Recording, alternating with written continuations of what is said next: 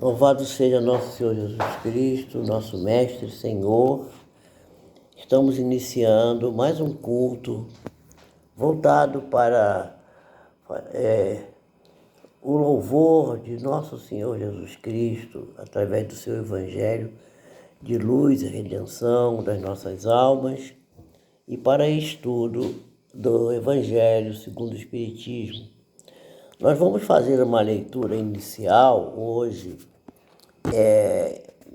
que está no livro Pão Nosso, na página 195, e que já foi estudada aqui, que é uma passagem do Apocalipse de João, no seu capítulo 2, o versículo 21, que diz assim: Deus, esse é o título, não é da página, Deus não desampara. E aí vem a inscrição, conforme está no Apocalipse 2, 21, que diz assim: e dei-lhe tempo para que se arrependesse da sua prostituição, e não se arrependeu.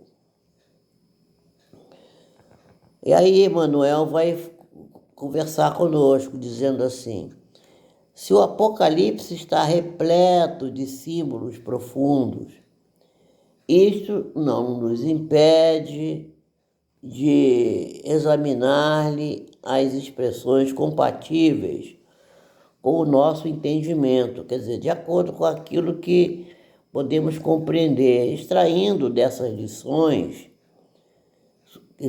que são suscetíveis, que são suficientes para as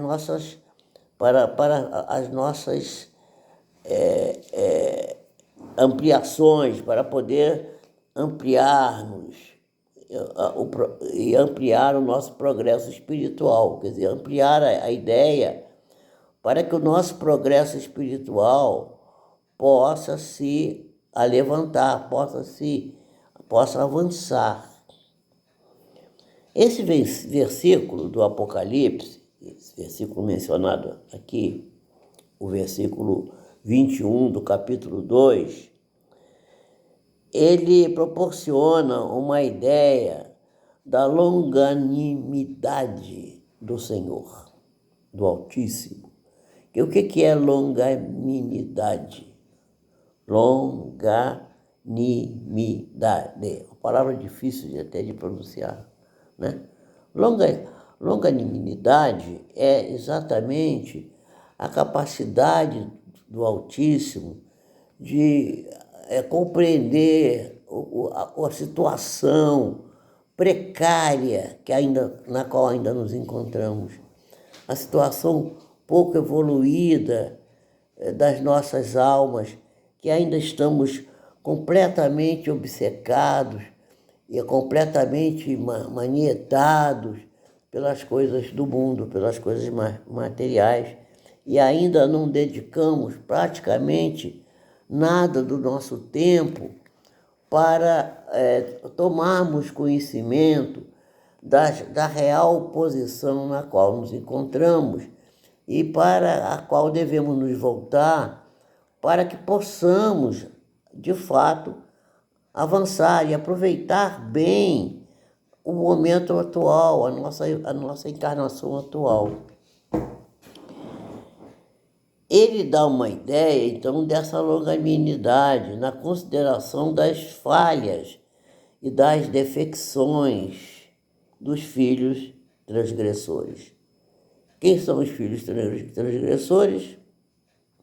Basta a gente prestar atenção que a gente vai saber que somos nós próprios. Mas transgressor de quê, gente, afinal? Transgressor de que mal que a gente produz? A gente não respeita o primeiro mandamento, que é amar a Deus sobre todas as coisas. Nós amamos o nosso passeio, nós amamos a nossa diversão, nós amamos a nossa família, nós amamos o nosso trabalho, nós amamos os nossos bens materiais, a nossa roupa, o nosso sapato, a nossa roupa bonita que compramos para mostrar para os outros, para sair, ou para se sentir bem, né, bem vestido, enfim.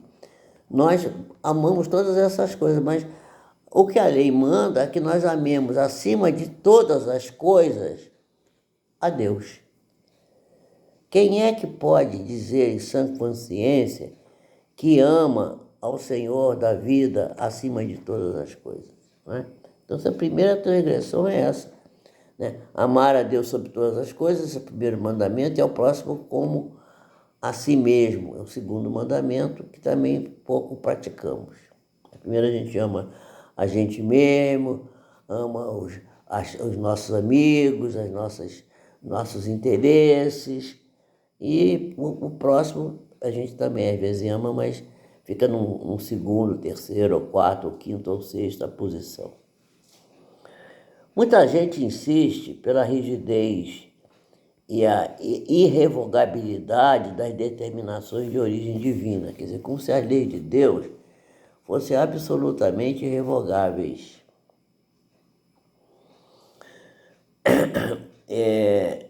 Entretanto, compete-nos reconhecer que aqueles corações que já estão inclinados a semelhante interpretação, ainda essas pessoas que ainda acreditam que não há possibilidade de que Deus venha a revogar as suas decisões, essa irrevogabilidade, as pessoas que creem nisso firmemente e acham que isso é que é a verdadeira condição da vida, essas criaturas, elas ainda estão num patamar que não conseguem compreender a essência sublime do amor. Que amor? Do amor que apaga todos os equívocos, do amor único e puro do Criador,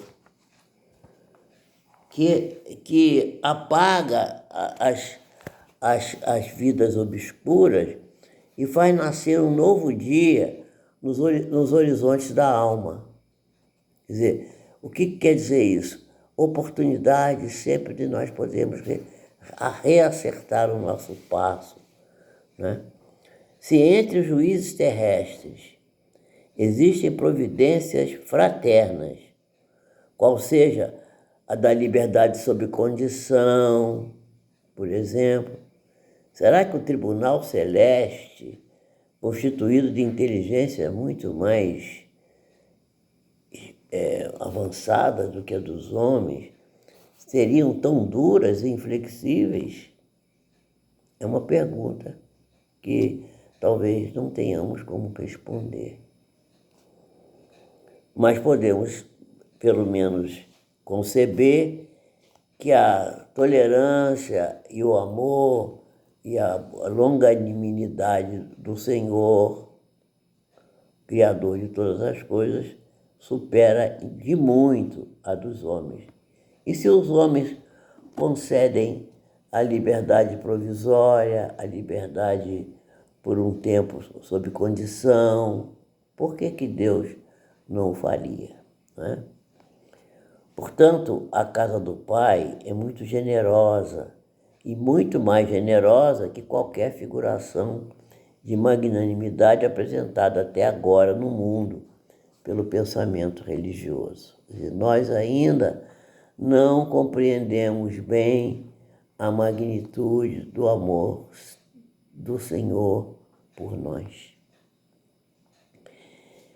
Nos celeiros abundantes de Deus há empréstimos e moratórias, concessões de tempo e recursos que a mais vigorosa imaginação humana jamais poderia calcular.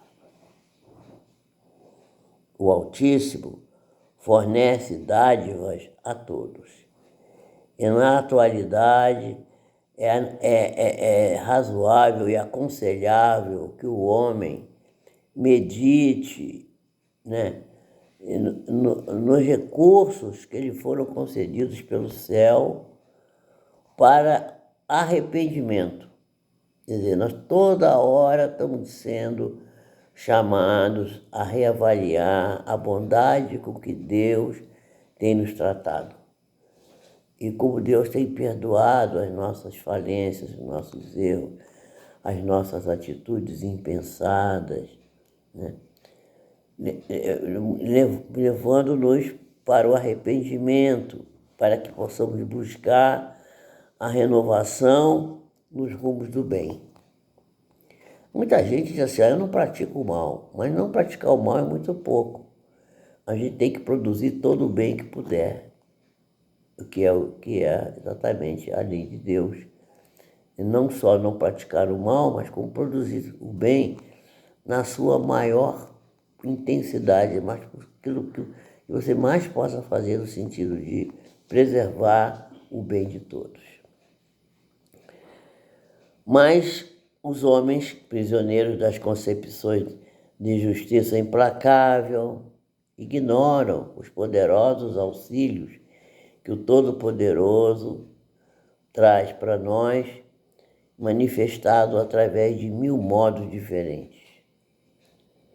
E, contudo, aqueles que procuram a própria iluminação pelo amor universal sabem, de própria experiência, que Deus dá sempre ao homem aquilo que é necessário aprender e aquilo que é necessário receber.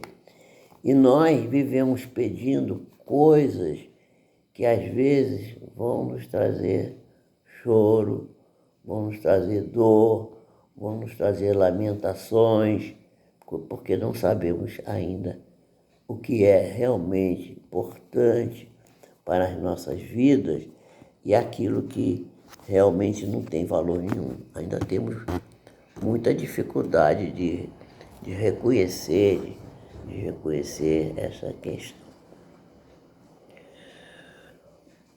Então, Deus tem 1000 modos diferentes de nos atender e de nos ajudar, nos dando iluminação em virtude do seu grande amor, do amor universal.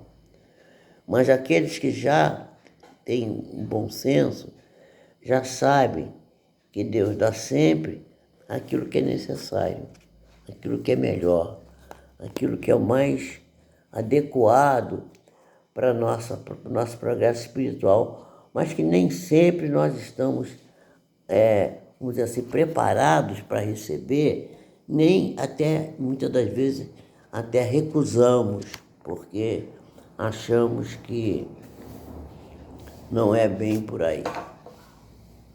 Mas quem somos nós para julgar isso?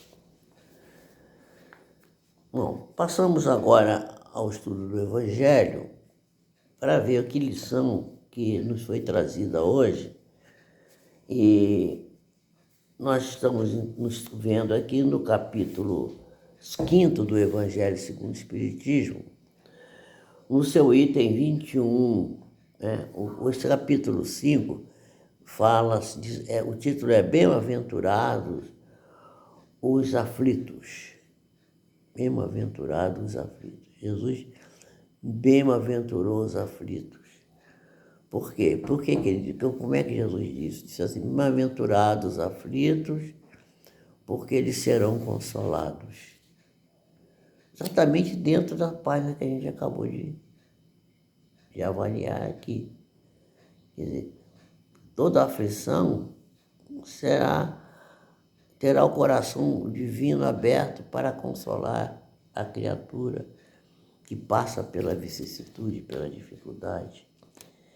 E o Samson, o espírito Samson, que era um antigo membro da Sociedade Espírita de Paris, no ano de 1863, através de um dos médiuns que serviram a Allan Kardec, nos deu a seguinte página, que trata exatamente da perda das pessoas amadas e as mortes prematuras. Pelo menos nós achamos que são prematuras. Uma criancinha, uma pessoa que está jovem ainda, forte, e que, né, morre.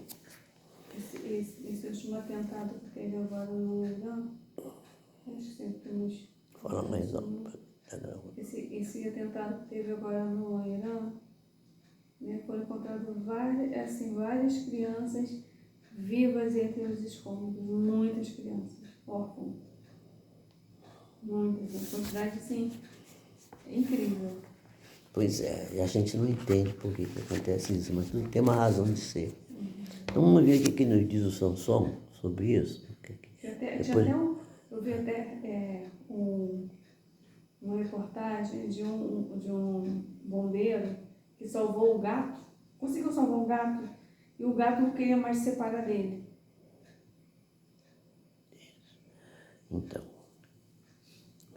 Então, vamos ver que depois que a gente ouviu o Samson, a gente pode depois fazer um comentário sobre isso, né? Pois é, quando a morte vem ceifar nas nossas famílias, levando sem moderação pessoas jovens, ao invés daquelas que já estão mais vividas, mais velhas, nós dizemos frequentemente: ah, mas Deus não é justo, não é? Porque sacrifica esse que é forte, pleno de futuro, para conservar aquele que já viveu longos anos e está cheio de decepções da vida, uma vez que leva aqueles que são úteis e deixa, às vezes, aqueles que não servem mais para coisa nenhuma, os velhos. Uma vez que parte o coração de uma mãe, privando-a da vida ao seu lado de uma inocente criatura que fazia dela toda a sua alegria. Esse é o comentário que a gente faz. Deus não é justo porque deixa uma criança, leva uma criancinha, um jovem, e deixa às vezes uma pessoa já mais vivida. Meus amigos,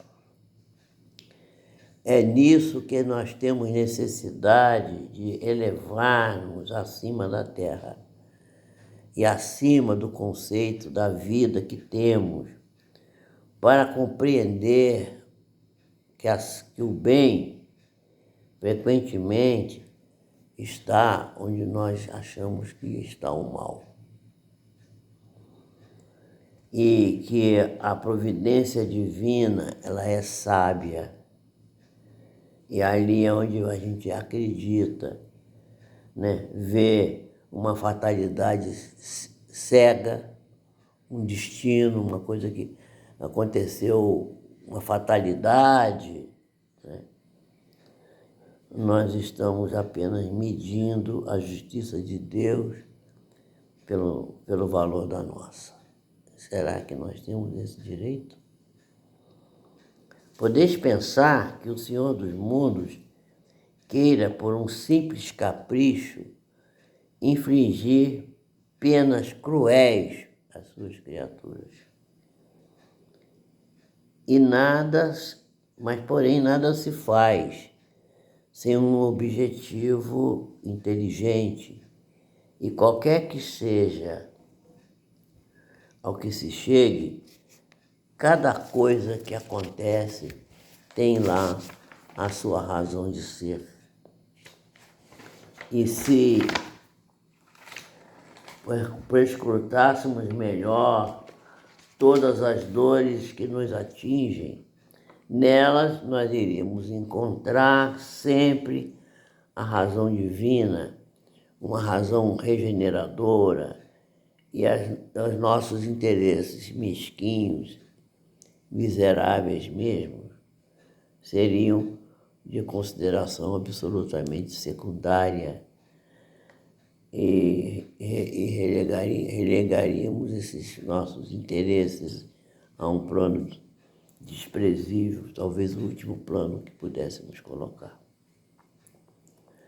Muitas das vezes, meus amigos, é preferível a morte para uma encarnação de 20 anos, a esses desregramentos vergonhosos que desolam as famílias honradas e partem o coração de uma mãe, fazendo antes do tempo branquear o cabelo das criaturas que são responsáveis pelo jovem.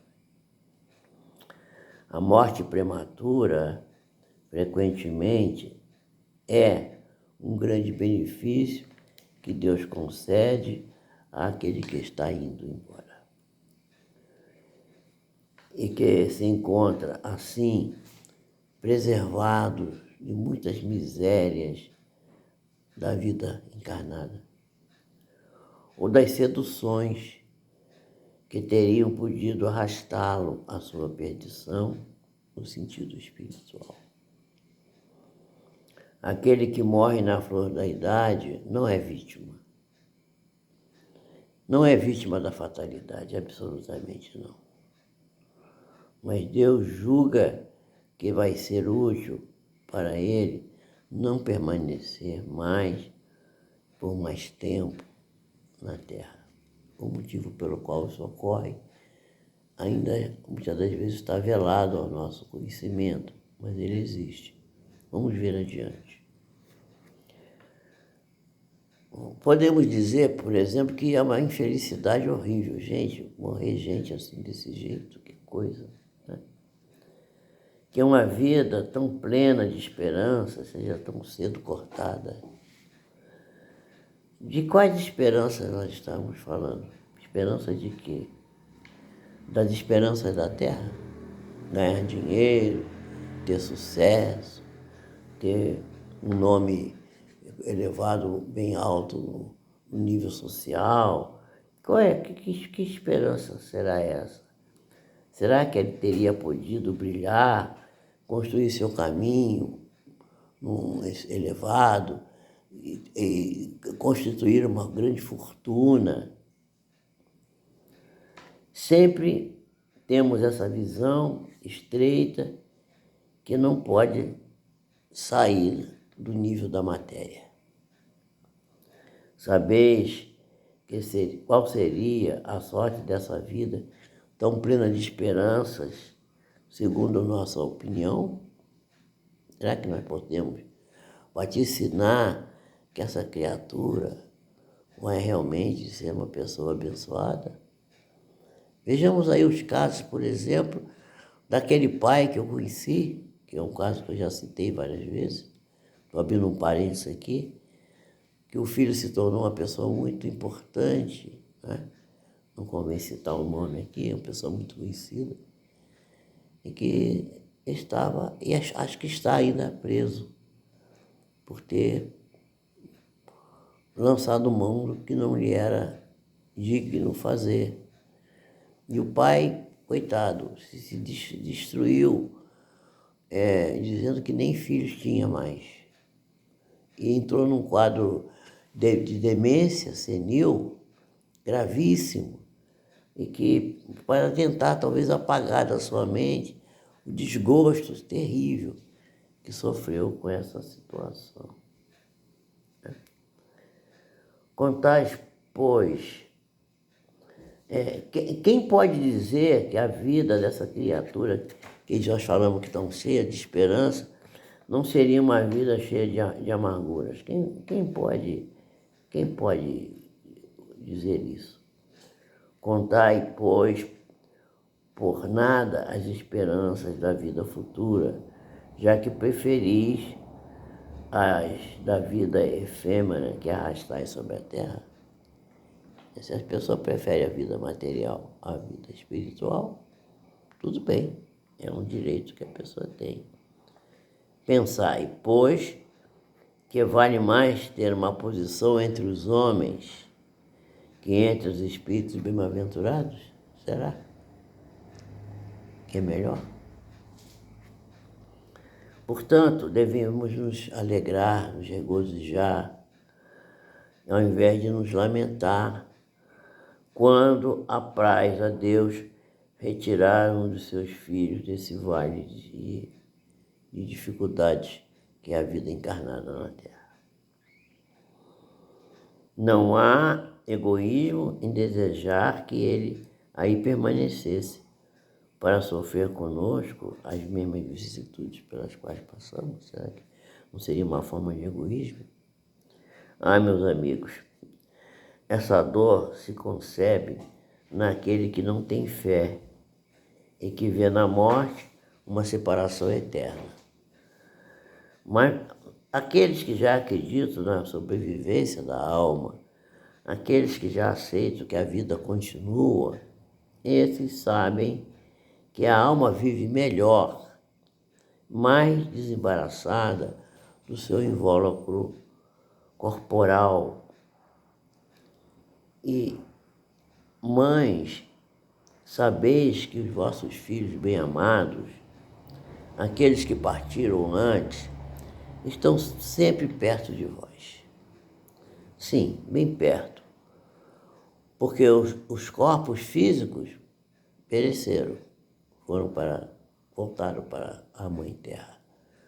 Mas o corpo fluídico, o corpo espiritual, os pensamentos, ainda está conosco. Está na nossa lembrança e embriaga essas criaturinhas de alegria ao serem lembradas com carinho e com certa regozijo, com certa alegria. Mas também as dores desarrazoadas, porque sentir dor pela perda do ente querido é razoável. Mas quando é desarrazoado, isso aflige muito a criatura que partiu, porque elas denota, esse sofrimento exagerado, denota a falta de fé e são uma forma de revolta contra a vontade de Deus. E as pessoas que já compreendem a vida espiritual devem escutar as pulsações do seu próprio coração, chamando esses entes bem-amados e se pedir a Deus para os abençoar. Sentireis em vós essas poderosas consolações que secam as lágrimas, essas aspirações maravilhosas que vos mostrarão o futuro prometido pelo soberano da vida, o Senhor do mundo. Tudo está numa coisa chamada ponto de vista. Se o ponto de vista for o ponto de vista material, até é justo esse pensamento negativo. Mas se o ponto de vista for elevado, estiver acima, num ponto de vista para as coisas voltado para as coisas do espírito, pouca importância deveremos dar às coisas do mundo. Ou melhor, dar importância a elas, mas na sua devida medida, sem achar que são as únicas que merecem a consideração nossa. Então essa é a mensagem que o nosso Samson nos manda para que possamos refletir e poder, talvez assim, emitir uma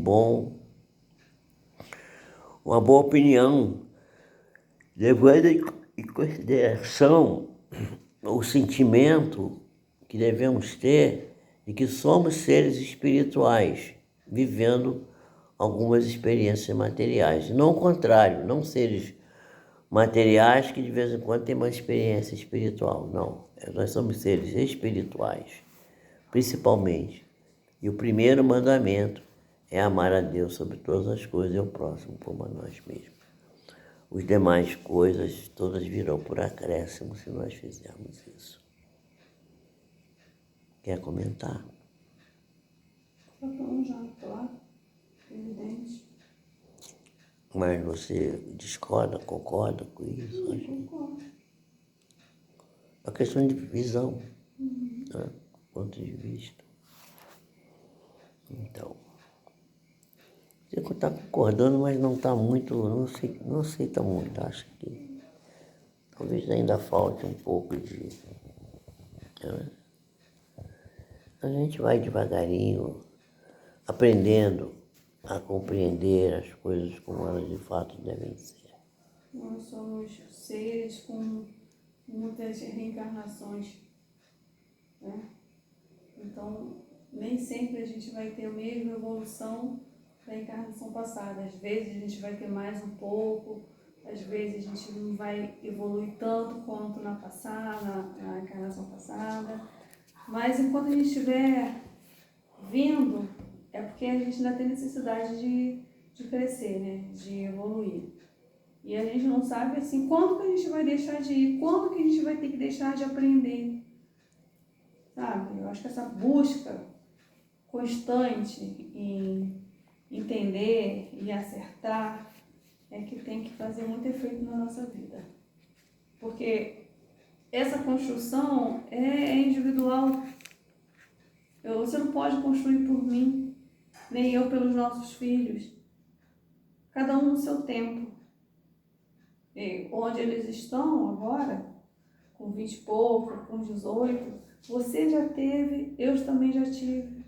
E a gente não tem essa mesma percepção que a gente tem agora, hoje. Eu não tinha. É só o tempo que vai trazer. Só a maturidade. E isso é intransferível. Tem gente que vai passar a vida inteira e não vai amadurecer. Verdade. Não vai ter conhecimento. E a gente precisa olhar para isso com compaixão. Sabe? Não com estar perdido. A gente tem que saber olhar. Porque nós também já estivemos lá. Sabe? Nós já estivemos nesse lugar. Talvez ainda nem chegamos lá. Pois é, mas a gente esteve lá e a gente gostava de estar lá também. Gostava de estar lá, eu gostava de estar lá onde meu filho está, onde meu filho está, eu gostava. Hoje eu tenho uma outra percepção disso. Mas o que você está querendo dizer com isso? Não, estou falando questão de aprendizado, de evolução. Né? Mas nós não temos que ter, veja só, preste bem atenção. É o que você própria está falando, mas tem que dar uma boa esclarecida para ficar muito nítido que ninguém tem que dar caminho para ninguém. Cada um tem que encontrar o seu caminho. Sim, por isso que eu falo. Isso é que é a questão. Por isso que eu falo. Porque quando a gente fala assim, dá a impressão que a gente está cobrando de alguém que está perdido, que não sei que não. Ninguém aqui em nenhum momento se falou isso, usou esses termos. Não, em nenhum momento. Aqui o que se falou aqui no começo foi a bondade de Deus, que Deus. Está aqui, ó, tá aqui o Apocalipse, ó. E dei-lhe tempo para que se arrependesse da sua prostituição. E não se arrependeu. Quer dizer, e Deus vai continuar dando até que a pessoa se arrependa. Então é disso que a gente está falando. Né? Mas nós não podemos, por causa disso, achar que não preciso fazer nada porque Deus vai sempre me perdoar, depois eu dou um jeito. Não é assim. A gente tem que já começar, quanto mais cedo a gente começar a entender as coisas, melhor, não é? É isso aí. Então nós estamos aqui encerrando o nosso estudo de hoje, nosso culto evangélico, e lembrando que Deus, nosso Pai, é todo amor e bondade, e está todo tempo a nos solicitar que nós possamos nos arrepender das nossas falhas e criarmos uma visão mais elevada a partir da vida espiritual. Possamos rogar a Deus que abençoe a todos e dê às criaturas uma visão mais ampla da vida espiritual, para que a pessoa não procure encontrar na vida material coisas que ela só poderá encontrar na vivência espiritual, que é sempre um passo à frente que estamos dando no sentido de compreender essa realidade. Deus nos abençoe, nos ampare, nos dê força, coragem para as lutas deste mundo e, sobretudo, esclarecimento para entendermos na sua medida certa o que seja a vida espiritual e qual é a nossa responsabilidade no sentido de avançarmos, de progredirmos e de chegarmos a um lugar comum onde possamos nos sentir de fato bem realizados. Deus nos proteja, nos ampare e eu agradeço a todos que assistiram até aqui e nos propomos mais adiante a continuar esse trabalho de oração, de prece, das leituras do Evangelho e das páginas da espiritualidade maior, que são como uma espécie de lenitivo para as nossas vidas e exemplificação para os nossos passos. Que assim seja. Deus nos abençoe a todos.